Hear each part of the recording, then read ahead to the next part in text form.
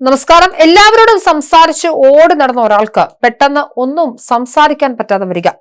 അയാൾക്ക് മാത്രമല്ല, അയാളുടെ കുടുംബത്തിനും ബന്ധുക്കൾക്കും ചെങ്ങാതിമാർക്കുമൊക്കെ എന്തൊരു മനസ്സിന് വേദനയായിരിക്കും അല്ലെ. മലയാള സിനിമയിൽ നായകനായും ഉപനായകനായും വില്ലനായും ഹ്രസ്വകാലം തിളങ്ങി 2016 35 വയസ്സിൽ ഈ ലോകത്തോട് വിടവാങ്ങിയ നടനാണ് ജിഷ്ണു രാഘവൻ. വേർപിരിഞ്ഞു പോയ മകന്റെ ഓർമ്മകൾ അച്ഛൻ രാഘവൻ ഒരു അഭിമുഖത്തിൽ പങ്കുവച്ചപ്പോൾ കണ്ടിരുന്നവർ കൂടി വേദനയോടെ ആ ഓർമ്മകളിലേക്ക് മടങ്ങി. ക്യാൻസറിനെ തുടർന്നായിരുന്നു ജിഷ്ണുവിന്റെ മരണം.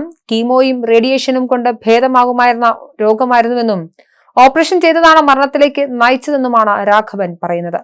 മകന്റെ ഓർമ്മകൾ പങ്കുവെച്ച് അദ്ദേഹം വികാരഭരിതനായി. ജിഷ്ണുവിന്റെ രോഗവിവരം അറിഞ്ഞപ്പോൾ കുടുംബമാകെ ഞെട്ടിപ്പോയി. എന്നാൽ ചികിത്സാ രീതി തിരഞ്ഞെടുക്കുന്നതിൽ ജിഷ്ണുവിനും ഭാര്യയ്ക്കും സ്വന്തമായ തീരുമാനങ്ങൾ ഉണ്ടായിരുന്നുവെന്നും രാഘവൻ അഭിമുഖത്തിൽ പറഞ്ഞു. അതങ്ങനെയാണ് വരേണ്ടത്, വന്നു വിട്ടു, അത്രയുള്ളൂ. ഞാൻ ഒന്നിനെക്കുറിച്ചും വിഷമിക്കില്ല, കാരണം നടക്കേണ്ടത് നടക്കും. രോഗവിവരം അറിഞ്ഞപ്പോൾ ഷോക്കായിരുന്നു. അത് മാനുഷികമാണ്. കാലം എല്ലാം മാറ്റും, തെളിയും. അവന്റെ അസുഖം മാറുമെന്ന് ഞാൻ പ്രതീക്ഷിച്ചു. പക്ഷേ അവൻ തന്നെയാണ് അതിന് കാരണം. അവൻ അതിന് നിന്നില്ല. അവൻ ആരുടെയൊക്കെയോ വാക്കുകേട്ട് ബംഗളൂരുവിൽ പോയി ഓപ്പറേഷൻ ചെയ്തു. ഓപ്പറേഷൻ ചെയ്തതാണ് പറ്റിയത്, അതാണ് വിധി. അങ്ങനെയേ കണക്കാക്കേണ്ടതുള്ളൂ. തൊണ്ട മുഴുവൻ മുറിച്ചു കളഞ്ഞിട്ട് ആഹാരം ട്യൂബിലൂടെ കൊടുക്കേണ്ട കാര്യം എന്തായിരുന്നു? മരിച്ചാൽ പോരെ, എന്തിനാണ് അങ്ങനെ ഒരു ജീവിതം? അവൻ സ്വയം ചെയ്തതാണ്. ഓപ്പറേഷന് പോകരുതെന്ന് ഞാനും അവന്റെ അമ്മയും നിർബന്ധിച്ചതാണ്. അവനും അവന്റെ ഭാര്യയും പോയി ഓപ്പറേഷൻ ചെയ്തു. അവരുടെ ഇഷ്ടം ചെയ്തു. ഇതോടെ കഴിഞ്ഞു. പിന്നെ എന്ത് ചെയ്യാൻ, ഞങ്ങൾ അനുഭവിച്ചു എന്നാണ് അദ്ദേഹം അഭിമുഖത്തിൽ പറയുന്നത്. രോഗം അതിന്റെ മാക്സിമത്തിൽ എത്തിയിരുന്നു. പക്ഷേ കീമോയും റേഡിയേഷനും കൊണ്ട് തന്നെ മാറ്റാമെന്ന് ഇവിടുത്തെ ഡോക്ടർമാർ പറഞ്ഞിരുന്നു. പക്ഷെ അത് കേട്ടില്ല. കേൾക്കാതെ എവിടെ പോയി ഓപ്പറേഷൻ ചെയ്തു.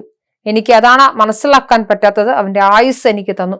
അതുകൊണ്ടാണ് ഞാനിപ്പോൾ ജീവിച്ചിരിക്കുന്നത്. ഞാൻ അതിൽ വിശ്വസിക്കുന്നു. അവൻ എനിക്ക് ആയുസ് നീട്ടി തന്നിട്ട് പോയി എന്ന്. അവനെ ഓർക്കത്തക്ക രീതിയിൽ ഒന്നും ഞാൻ വീട്ടിൽ വച്ചിട്ടില്ല. ഞാനും അവന്റെ അമ്മയും അവനെ ഓർക്കാറേയില്ല. കാരണം ഓർക്കേണ്ട എന്ന് വിചാരിച്ചു. ദുഃഖമൊന്നുമില്ല, അതൊക്കെ കഴിഞ്ഞു. അവനെക്കുറിച്ച് ഓർമ്മയൊന്നും ഉണ്ടാകാതിരിക്കാൻ ഞങ്ങൾ ഇവിടെ ഒന്നും വെച്ചിട്ടില്ല. എല്ലാം മറച്ചു വെച്ച് ഒരു ഫോട്ടോ പോലും കാണത്തക്കതായി വെച്ചിട്ടില്ലെന്നും അദ്ദേഹം പറയുന്നു. അർബുദത്തെ പ്രതിരോധിക്കാൻ ശേഷിയുള്ള നിലയിൽ പ്രചരിച്ചിരുന്ന ലക്ഷ്മി തരു, മുള്ളാത്ത എന്നിവയാണ് തന്റെ രോഗം കൂടുതൽ വഷളാക്കിയതെന്നും ജിഷ്ണു രാഘവൻ തുറന്നു പറഞ്ഞിരുന്നു. സാധാരണയായി ഹാനികരമല്ലാത്ത ലീക്കോപ്ലാക്കി എന്ന രോഗാവസ്ഥ ജിഷ്ണുവിന് ഓറൽ ക്യാൻസറായി മാറിയിരുന്നു. ഇതേക്കുറിച്ച് രാഘവൻ വർഷങ്ങൾക്ക് മുൻപ് പങ്കുവച്ച കുറിപ്പ് ഇപ്പോൾ വീണ്ടും ചർച്ചയിലുമുണ്ട്. ഒരിക്കൽ അണപ്പല്ല് ഉരഞ്ഞ് ജിഷ്ണു മോന്റെ നാവിൽ ഒരു മുറിവുണ്ടായി. തിരക്ക് പിടിച്ച ജീവിതത്തിനിടയിൽ അത് അവൻ അത്ര കാര്യമാക്കിയില്ല. വേദന കടുത്തപ്പോഴാണ് ഡോക്ടറെ കാണിച്ചത്. മുറിവിൽ ഫംഗസ് ഉണ്ടായാൽ ലൂക്കോപ്ലാക്കിയ എന്ന ക്യാൻസറിന് വഴിയൊരുക്കുമെന്ന് ഡോക്ടർമാർ മുന്നറിയിപ്പ് നൽകിയിരുന്നു.